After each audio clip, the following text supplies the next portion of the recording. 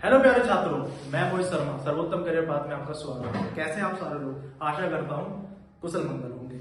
इस समय प्यारे बच्चों एसएससी जीडी की परीक्षाएं चल रही हैं और जितनी भी हमने मैथ की सीरीज डाली थी और साथ में भी रीजनिंग भी चल रही है और जीएस भी। पूरा फायदा उठाइए और पेपर अच्छा करके आइए।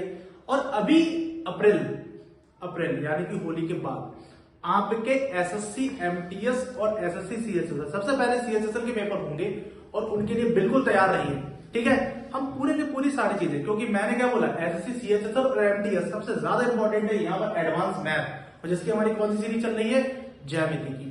तो ज्यामिति को और आगे देखते हैं। हमने इंट्रोडक्शन में देख लिया, सारी चीजों के बारे में समझ लीजिए। अब हम देखते हैं ज्यामिति के आधार पर कौन कौन से किस प्रकार के प्रश्न आते हैं, और पहला प्रश्न बनेंगे इसके त्रिभुज के आधार पर, फिर बनेंगे वृत्त के आधार पर।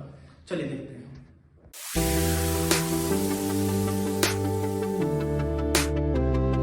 सो प्यारे बच्चों, ज्यामिति का हमने इंट्रोडक्शन समझ लिया। तो ज्यामिति में हमें बेसिकली दो पार्ट हमें करने हैं। एक हमें बेसिकली पार्ट करना है, किसका नाम है, त्रिभुज, और दूसरा पार्ट हमें करना है वृत्त। ये बात समझ में आई, सर्किल और वृत्त। तो सबसे पहले हमारे पास है त्रिभुज, और त्रिभुज की सारी कंडीशन हमें पता है।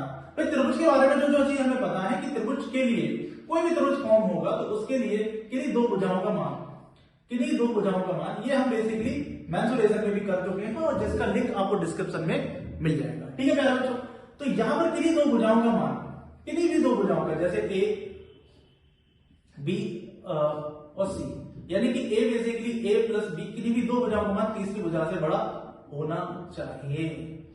सी प्लस ए बेसिकली बी, यानी कि किन्हीं भी दो भुजाओं का मान तीसरी से बड़ा होना चाहिए। ये कुछ हमने कंडीशन देखी। फिर हमने ये जो वर्टाइसेस है, ये बेसिकली हमने क्या देखे, ये सारे जो वर्टाइसेस हमने एंगल्स देखे। तो इसी आधार पर जो मैंने आपको बेसिक समझाया, उस आधार पर एक प्रश्न है। सामने हमें ये जो दिख रहा है, तो एडजेसेंट एंगल दिख रहे हैं, और ये हमें कहानी दी है संपूरक कोण की। संपूरक कोण में हमसे पूछा है कि फाइंड द एक्स क्या है। जो आप समझ रहे हैं वो नहीं है। ठीक है, यहां पर एक्स जो है एक आर्बिट्री वैल्यू है, जहां पर हमें चेंज करना वेरिएबल है, जो चेंज हो सकता है। यहां पर एक्स की कंडीशन देते तो ये पूरे का पूरा मान हमारा कितना हो गया, 180 डिग्री। तो यहां पर 3x और 5x यानी कि 3x plus 5x plus 4 equal to 180 degree. अब ये 4 इधर आ जाएगा बेटा, तो ये कितना हो जाएगा, 8x इक्वल टू कितना हो जाएगा, 176, और x इक्वल टू यानी कि इस 8 को नीचे ले आइए, तो x को अगर यहां पे लेके आएंगे 176 अपॉन 8 लेके आएंगे तो 8 दूनी 16 और देन 8 दूनी 16, यानी x का मान कितना आ गया, 22 डिग्री। तो इसका मतलब कितना आंसर हो गया, 22। मेरी बात समझ पाए? ज्योमेट्री के क्वेश्चन त्रिभुज के आधार पर बहुत सिंपल आते हैं, बस आपको बहुत ध्यान से, बहुत दृढ़ता पूर्वक चीजों को समझना है। इसके आगे की कंडीशन क्या है कि अगर हमें ये देखना है कि ये तरीके का क्वेश्चन किस प्रकार से होगा, तो सेम वही है कि यहां से संपूरक वाली कंडीशन ही है, यहां पर 180 डिग्री का मान ही होगा, तो सिर्फ 4x। अब यहां पर ध्यान रखिए, 100, 60 और 40 मिलकर कितना होगा, 100, तो टोटल 180 है। टोटल 180 में से 100 गया तो कितना बचाएगा, 80 डिग्री। अब इस 80 डिग्री यानी कि 4x की वैल्यू कितनी है, 80 डिग्री के बराबर है, तो x बराबर 80/4, तो टोटल आ जाएगा हमारा 20 डिग्री, यानी कि x का मान हमारा कितना हो जाएगा, 20 डिग्री। इस प्रकार से हमारा x की कंडीशन आ जाएगी। दो प्रश्न हमारे फटाफट हो गए। इसी आधार पर हमारे सामने एक क्वेश्चन और है। इसमें क्या बोलते हैं, ध्यान देंगे कि अगर ए बी यानी कि ये वाली भुजा ए बी और ये BC एक दूसरे के पैरेलल है, साथ ही इन्होंने एक कंडीशन और दी कि DE भुजा है और DE के साथ में जो BF भुजा है, BF ना, बिल्कुल समझ लीजिए। ठीक है, कि यहां पर देखिए ये भुजा और ये भुजा दोनों एक दूसरे के समांतर हैं। तो यहां पर चीजों को समझना है, तो याद रखिएगा पहले इस त्रिभुज की बात करेंगे। इस त्रिभुज में क्या है कि अंतःकोणों का मान, हमसे बोला है कि ACD का मान ज्ञात करिए, x और ACD का, यानी इस x का मान बताइए और ACD, यानी कि पहला जो मान होगा ये सारे x है, इसका मान ACD है। तो ACD का मान हमसे पूछ रहा है कि A, C और D का मान हमारा कितना होगा, इस बात को याद रखिएगा। अब समझिए क्या मैं बोल रहा हूं कि भाई तीनों के अंतःकोण कितने होंगे, 180 डिग्री होंगे। तो 40 और 65 हमारे मिलकर कितना हो गया, 65, और 40 मिलकर हो गए हमारे 105। 180 में से हमें घटाना है, यानी 180 में से जब 105 को घटाएंगे 5 और ये बचे 7, यानी कि 75, ओनली 75 प्यारे बच्चों बचेगा, यहाँ पर 75। तो यहाँ पर कितना किसका मान होगा, 75। ये बात समझ पाए? अब यहाँ पर बात समझिए, क्योंकि उसने ACD पूछा है तो इसीलिए आपसे ये एंगल पूछा उसने, ये, इस बात को समझिए। अब जब ACD पूछा है, और दूसरा बात क्या है कि इन दोनों को, क्योंकि हम दोनों बराबर हैं तो इन दोनों का मान 180 डिग्री होता है, इन दोनों का मान 180 डिग्री होना चाहिए। तो 75, तो इसका मान तो हो गया 105 डिग्री। तो x का मान 105 डिग्री है, देखिए ये मिल गया हमें।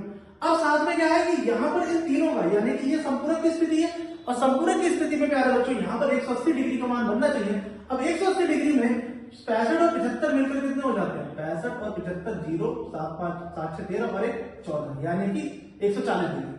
140 डिग्री। अब इसमें से 180 में से घटा दीजिए, तो 180 में से घटाने के बाद आपके पास आंसर बचेगा 40 डिग्री, और इस प्रकार से प्यारे बच्चों हमारा आंसर आ जाता है। मुख्यतः प्यारे बच्चों सबसे ज्यादा इंपॉर्टेंट है ज्योमेट्री में त्रिभुज और ज्यामिति वृत्त। सबसे ज्यादा क्वेश्चन आते हैं त्रिभुज पर, और बड़े आराम से आप चीजों को कर सकते हैं। इसी प्रकार से हमें यह पूछा गया है कि BAC का मान आप बताएं। भाई BAC यानी कि ये वाला मान हमसे पूछा गया है कि ये वाला मान हमें बताओ। तो यहां पर ध्यान से देखिए, ये 110 डिग्री है, तो ये टोटल आपका कितना होगा? टोटल 180 डिग्री होगा। इस 180 डिग्री में से जब 110 जाएगा तो हमारा प्यारे बच्चों कितना बचेगा? 70 डिग्री। अब 70 डिग्री और 62 डिग्री ये दोनों मिलकर हमारे हो जाते हैं कितने? 2 और 7 से 13, यानी कि 132। अब 132 डिग्री आ गया हमारा आंसर। अब 132 बेटा 180, क्योंकि अंतः कोणों का मान जो होता है, इस कोण का, इस कोण का, इस कोण का, यानी तीनों कोणों का अगर मान देखना हो तो हमें देखना है। तो 180 में से 132 हमें घटाना है, तो 8 7 में से 4, तो इसका मतलब हमारे पास का आंसर कितना आ जाएगा? 48, यानी कि ये आंसर हमारा कितना हो जाएगा? 48 डिग्री। बहुत ध्यान से सारे के सारे आपको जो प्रश्न मिलेंगे वो इसी आधार पर प्रश्न मिलेंगे, और ऐसे ही प्रश्न हमें करने हैं ज्यामिति पे। अब देखिए एक क्वेश्चन और पूछा है हमसे, बोला है कि समद्विबाहु त्रिभुज, समद्विबाहु त्रिभुज यानी कि समद्विबाहु त्रिभुज में ABC में यदि AB और AC 26 सेंटीमीटर है और BC बेसिकली 20 सेंटीमीटर है, ये हमसे बोला जाता है। समद्विबाहु त्रिभुज में हम मान लेते हैं कि हमारा ये समद्विबाहु त्रिभुज है। समद्विबाहु त्रिभुज में हमसे ये बोला है कि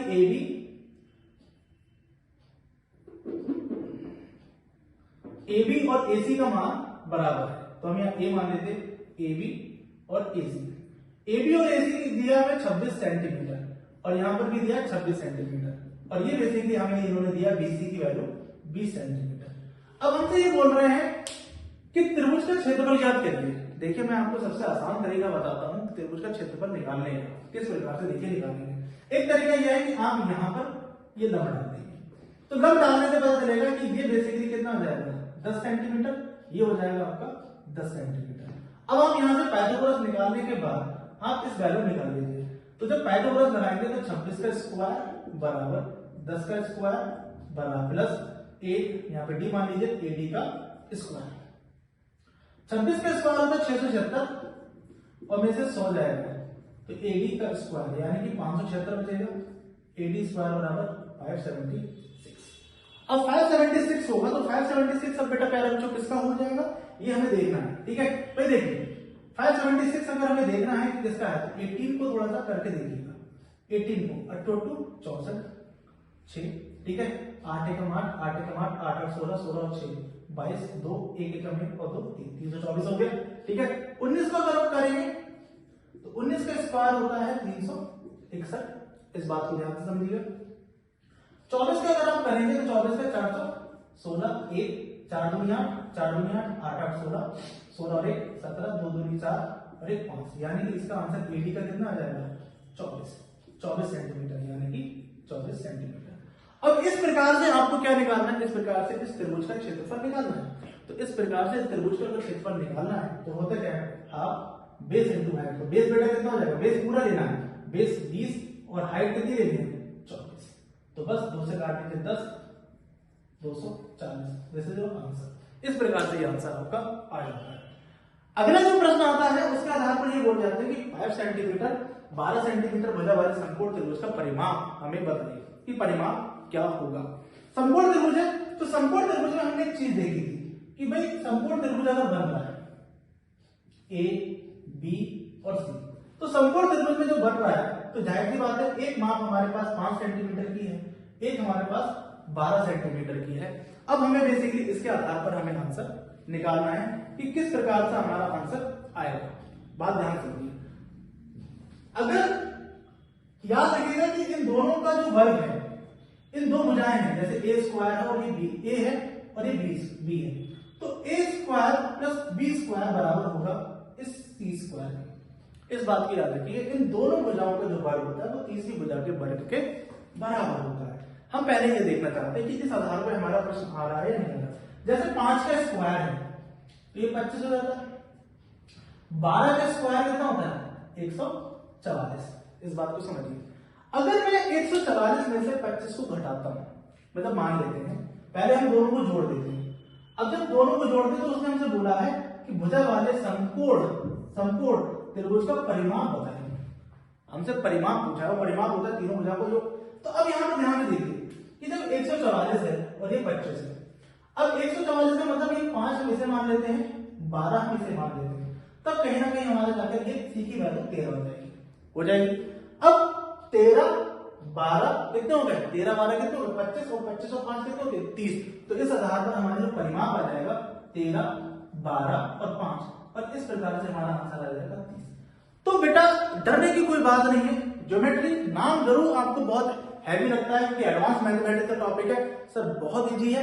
बस त्रिभुज की कुछ एप्लीकेशन, कुछ प्रॉपर्टीज आपको याद रखनी पड़ेगी, उस आधार पर आपका आंसर बहुत वेरीफाइड तरीके से आ जाएगा। डरने की बात नहीं है। अब अगला जो हमारा पार्ट बनेगा वो किस पर बनेगा प्यारे बच्चों, वृत्त पर। ठीक है, आपसे कोई भी क्वेश्चन गलत नहीं होगा। हमने क्या बोला, हम सारे जो टॉपिक कराएंगे उसके बाद आपका प्रीवियस ईयर भी करेंगे, और उस प्रीवियस ईयर में हम ये देखेंगे कि कौन कौन से क्वेश्चन आए हुए, किस किस आधार पर प्रश्न आए हैं, जिससे आपकी गलतियां ना हो। तो वीडियो को ज्यादा से ज्यादा लाइक करें, सब्सक्राइब करें और शेयर करें, और लास्ट में क्या बोलेंगे, घर पर बैठ के पढ़ाई करें, क्योंकि वो सबसे ज्यादा जरूरी है, क्योंकि उसके आधार पर ही आपका सिलेक्शन होना है। धन्यवाद।